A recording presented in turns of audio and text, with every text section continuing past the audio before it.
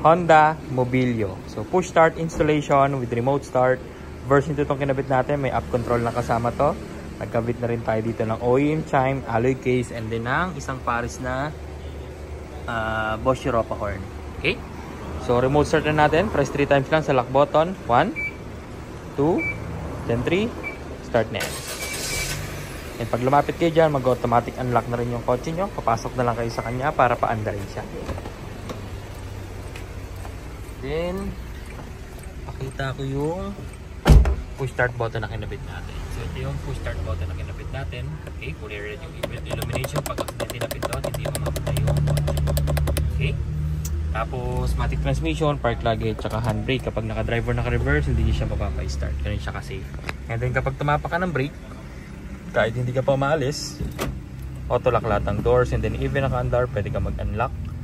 Pwede ka mag-lock sa key fob. Okay? So, kagandahan yan, if ever, may bibili ka lang saglit sa mga 7-Eleven, mini-stop, iwan mo naka-under yung auto mo, ilock mo lang sa labas, bili ka na. Pagbalik mo, unlock, pasok sa loob, lock mo ulit. Drive mo na yung kotse mo, ganun lang kadali. Alright?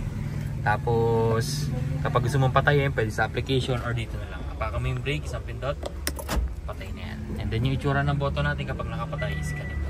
Without stepping sa brake, unang pindot, accessories, gagana na yung mga stereo, mga chargers.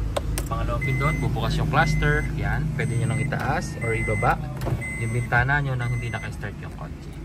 Pangatlo, patay. Pag gusto nyo i-start ulit, apak sa brake, isang pindot, start na yan. So napaka-basic lang niya gamitin. Alright, so 2 years warranty to guys. Guaranteed clean wirings, quality insulation, and then free back to zero fumigation pa after the installation. So again, paubos na po yung stocks ko. Unahan na lang po tayo. We are open Tuesday to Sunday, 9 AM to 6 PM.